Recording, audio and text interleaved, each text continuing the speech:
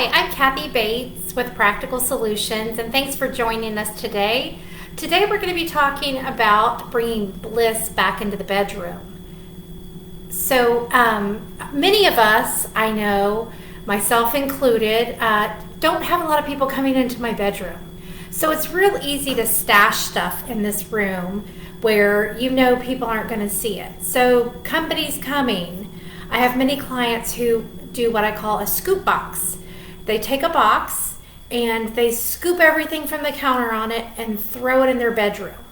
Got something you don't know what to do with, throw it in the bedroom. It's real easy for it to become a dumping ground. So what we want to do is talk about creating a space where we can rest in here. Also, provide a little romance. So first of all, we're going to talk about the bedroom. Then we're going to also discuss things like they're included in the bedroom, the closet, the bathroom. They all kind of work together. This is a space, especially in the bedroom, where we want to be able to relax. And so we want it to be clutter free. So number one, we want to clear the floor. There should be nothing on the floor except pieces of furniture. Then when you get to like the surfaces, like my dresser, you want it just to have a few decorative items, not collections that collect dust, not junk that you don't know what to do with. Surfaces are clear. This also helps with the cleaning. Dust can accumulate when we don't have clear surfaces. It's a lot easier to dust when you have clear surfaces. So we want that. We also want to just remove anything that doesn't belong in this room. Like we said, there's a lot of stuff that does, but let's also think about, other than our just junk we throw in here, think about the function of this room. When we're talking about creating a room for a rest, there are some things we don't really want in this space. And a lot of people still have these things in here, but if you can, it's best not to have a TV or a desk in your bedroom. And sometimes that's the only place we have for these things, and it makes sense for us to have them. But a desk, if you are going to have it, make sure it's very clean and your work is put away at the end of the day, because when you're resting, you don't want that work, sitting out, making you think about it. Also, of course, TV is not always a good thing for our bedroom. When we come in here, they say screen time before bed doesn't help you rest. Shutting off that screen, maybe reading a book, just letting yourself decompress and get ready for rest. So we're talking about surface is clear, the ground is clear. Let's talk about some functional pieces that we might have in this room. You're probably going to have a dresser or a chest to store your folded clothing.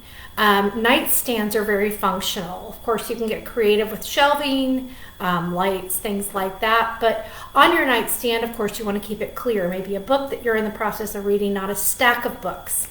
A lamp, some basic things that inspire you, maybe a photo, but nothing cluttery. Then also something at the end of your bed.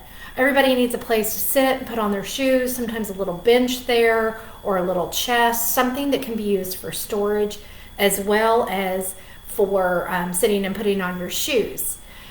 A lot of people like to use the underbed storage. If you need extra storage, that's a great place for it.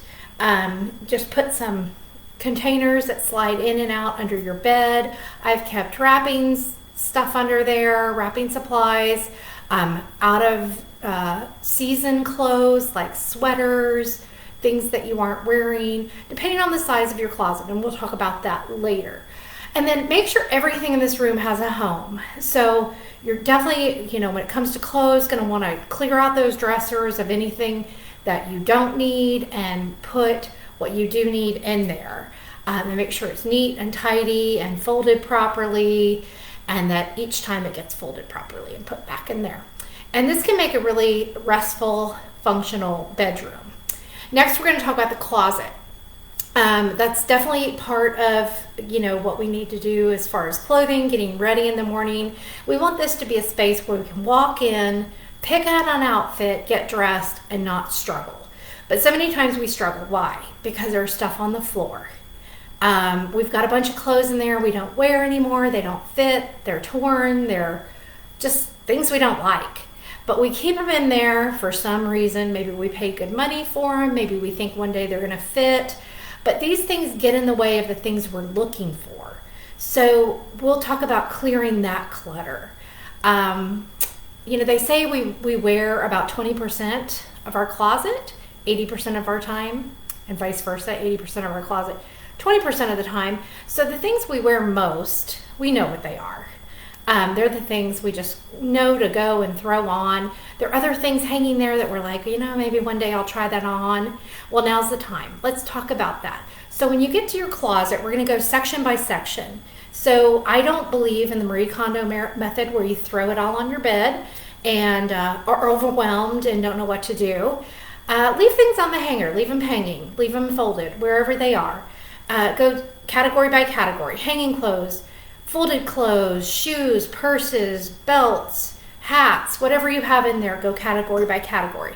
First thing you're going to do is pull down anything you don't need. If you're not wearing it, if you don't like it, if it's got rips or tears or stains, let's let somebody else have that. Maybe not the rips and tears and stains, maybe that needs to go in the trash. But throw that, just pull it down and make a big old pile on the floor. And later, I'm going to ask you to post that pile. So I know that there are some things I need to get rid of. There's a couple of drawers I know I need to go through. I'm going to do that, and I'm going to post a pile of my donations. I want y'all to do the same. I'm thinking y'all can get more than I can because I tend to be very streamlined, obviously. So y'all make sure you post those pictures. But just throw it all in a pile on the ground, the stuff that you want to get rid of. Just make a pile of it. And then when you're done, throw that in a trash bag, take it to your local charity, and somebody else will enjoy those things. But now you've got all kinds of space. You've done that for every category. And then you're going to go through and organize those things.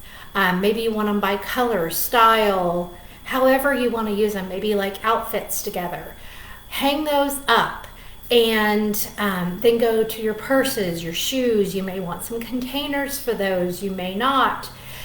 And here's what a lot of times happens when we're working on a space. We've gotten rid of all we can, but there's still a really tiny space. I love those 1920s and 30s houses, but the closets are not that big. So what you want to do is, if you have that situation where you've gotten it organized, you've gotten rid of everything you can, and still you're lacking space, that's when you use that under the bed storage. Maybe you have another closet where you can store out of season clothes. Put those away and then bring them out next season and switch the other ones out. So that's just an idea to make those smaller closets work. Now, you're going to still have a couple of things that you're going to say, I don't know about those. I want to try that on. I want to give it one more shot and see if I like it. So I always recommend the hanger trick. So your hanger may hang like this in the closet. So here's the rack and it's hanging in the closet. What you want to do is flip that hanger around on the maybes, just the maybes. Keep everything else you want to keep like this. Flip it around on the maybes.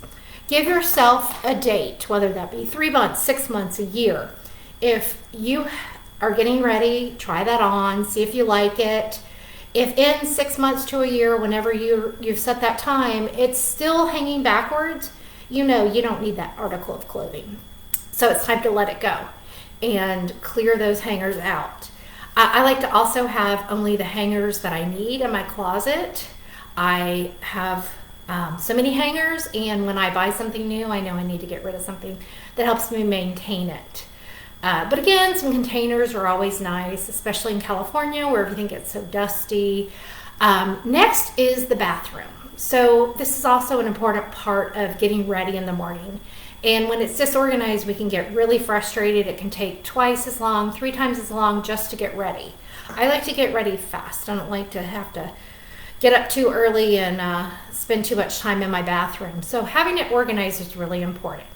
Now, when you go to do this, you are going to find there is a lot of stuff in there you don't need. We all buy products or little gadgets that we think are going to save us and make the world easier, and sometimes they just sit there. We pay good money for them, so we leave them in there thinking maybe one day we're going to try them out. So what I want you to do is clear your counters and then pull everything out. Usually a bathroom doesn't have that much storage space. So pulling it out is not a big deal. Then start to categorize things. These things I use in the shower. These are things that are makeup. These are shaving things. These are hair products, and so forth. And put those all together. When you're doing this, I want you to take things that you know you don't like, that product you bought that you hate, go ahead and let it go. And then put them in the trash. Or if they're a full bottle, you can go ahead and donate those to a charity. But go ahead and get rid of them. There's no need to leave them in there. Now maybe you have some maybes. So that's when containers are going to come in handy. We're going to put things in containers. So this is a pretty handy little container.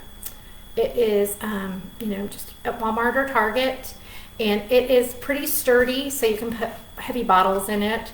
These are great for dividing out drawers. They have all different sizes, again at Walmart in like the kitchen area. These are great for when you go to put stuff back into drawers. Make sure you divide out your drawers. Then when you're maybe doing cabinets, under the sink, things like that, you're going to use this kind of basket. You might have an extra one of these baskets, and what you can throw in here is products that you know you want to try. You can either throw them in this container, or you might just write on them, a date that you will throw that away if you don't like it. And go ahead and try it on those days, maybe when you don't have to go anywhere. So go ahead and put those like that. And then everything needs to have a home. So containers, organize, put a label on them, and then put them away, and try to keep your counters really clear so that you can clean easily, and when you do want to get ready, you just pull out a basket, get ready, and put it back. I am going to post, I need to gut my bathroom. I don't like the way it's organized, so I'm going to be pulling everything out. I'm going to be doing this myself. I'll make sure I post some pictures. You guys can do the same. But I appreciate y'all posting the pictures.